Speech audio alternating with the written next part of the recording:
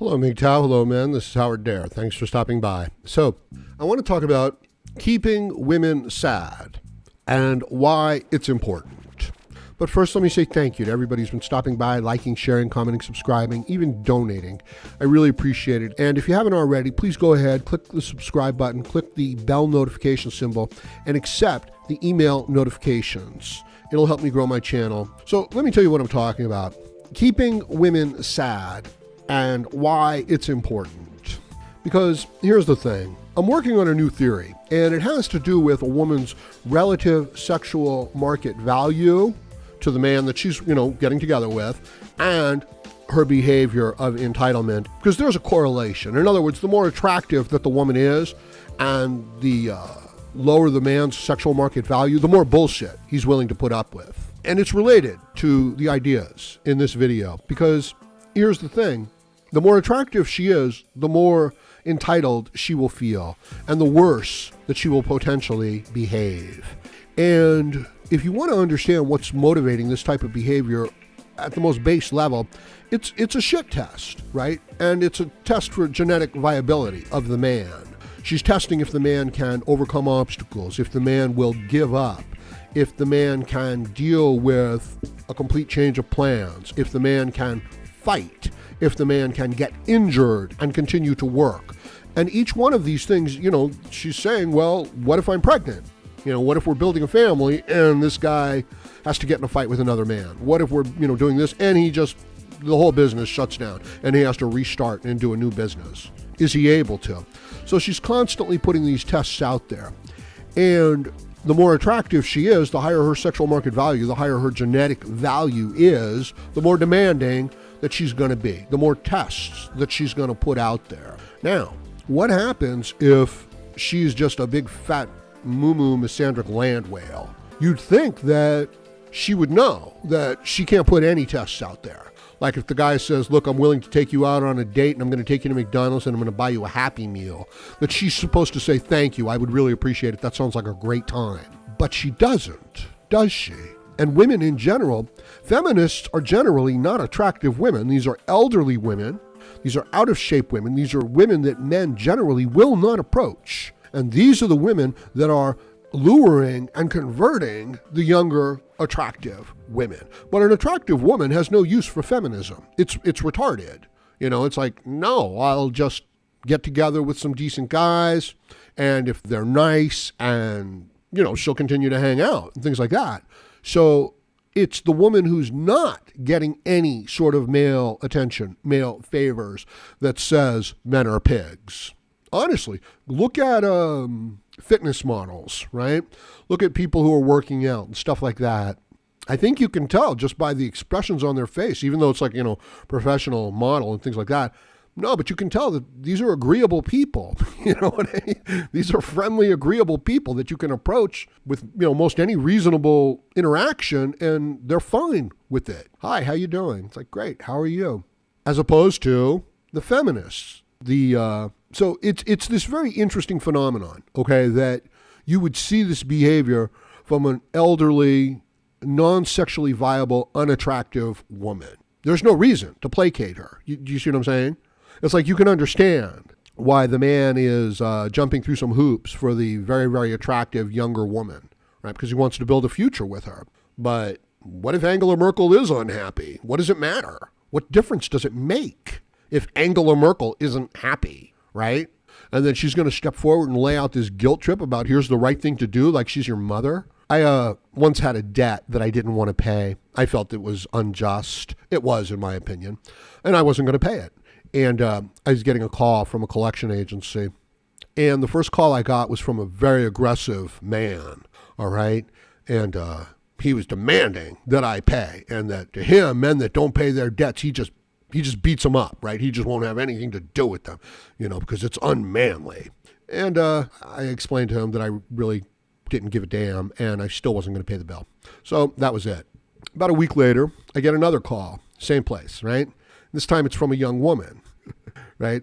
And she tells me, she's collecting on the same debt. I told her, no, I'm not going to pay it. She tells me that she could never respect a man who doesn't pay his debts. Right? She only goes out with men who pay their debts. So, I listen to all that for a little while, and then I tell her, doesn't matter, still not paying the bill. About a week later, I get another call, same place. This time it's an old lady, okay?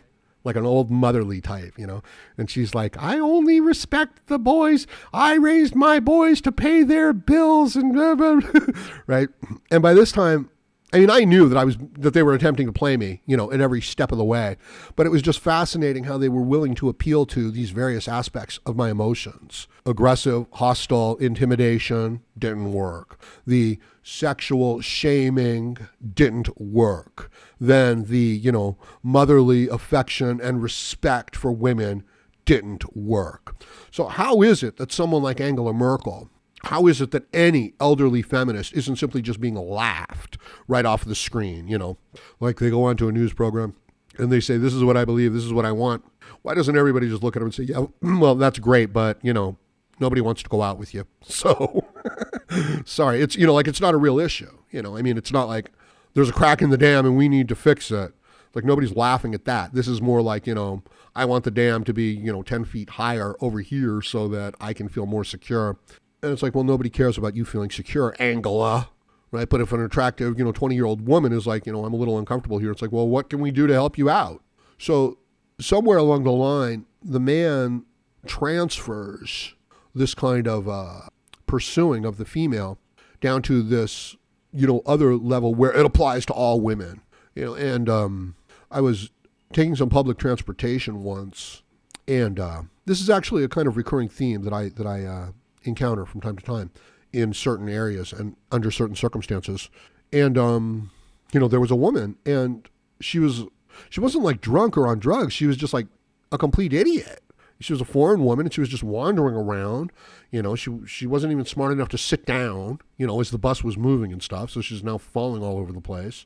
And it was just this like level of ignorance and lack of awareness to the world around her and to her own place in it. And you could tell it was like, no, I'm a mother and I'm entitled to be like this. So it's like, if you're like a young doctor, brain surgeon who's looking after elderly people, you've got to give up your seat on the bus for this woman who doesn't speak the language, who's on welfare, who has 8 kids, and none of them are being properly taken care of. And neither, she won't even take care of herself properly. You know what I mean? So we've somehow created this circumstance where a good, noble, decent, hardworking citizen that happens to be a man has no value and has no real rights. And some woman from another country who's just exploiting and causing damage, it's like, oh, well, you have to hold the door open for her. You have to give your seat over to her. And what I'm suggesting is I can understand why the young man might give his seat over to an attractive young woman that he wants to get together with. I can understand why he would do it, right? And I can understand why she would act like an entitled princess. I can understand. I'm not saying I go along with it.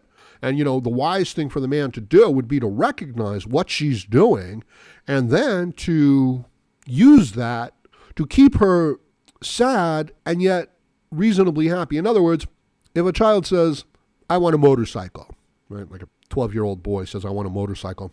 And you could just buy it for him and give it to him, right? It's no problem. But is that the right thing to do? Of course not, right? He's not ready for a motorcycle. And secondly, he hasn't earned anything. So the answer is no, why don't you get yourself a bike? And the kid's like, okay, fine, get me a bike. And it's like, no, why don't you get yourself a bike? And the kid's like, well, because I don't have the means to do so. I don't have any money. And it's like, that's right, you don't. Why don't you earn some money, right? The kid's like, well, why don't you just buy it for me? And the answer is no, I'm not going to just give it to you to make you shut up. And the kid's, well, okay, I don't have access to the money. Right? So you as a parent or, I don't know, an older sibling are like, okay, well, why don't you do some work? And they can't get what they want, so they earn some money, but they can't get the brand new $700 bike that they want, right? They're going to have to get a used bike for, $75 or $100. And they're going to have to maybe do some, repairs here and there. Okay. So I'm not going to say that the person's necessarily happier with the lower quality bike that they've had to work so hard for, but rather they have to earn what they value. And the thing that they value, assuming that it has some sort of value, They have to learn to exchange value for it. So imagine if you gave the kid the bike, and now he wants a car, and now he wants a business, and now he wants a family, and now he wants a future, and now he wants a legacy, and now he wants a place in history. Okay? You can't give those things to people. They have to develop the ability to do and to get those things.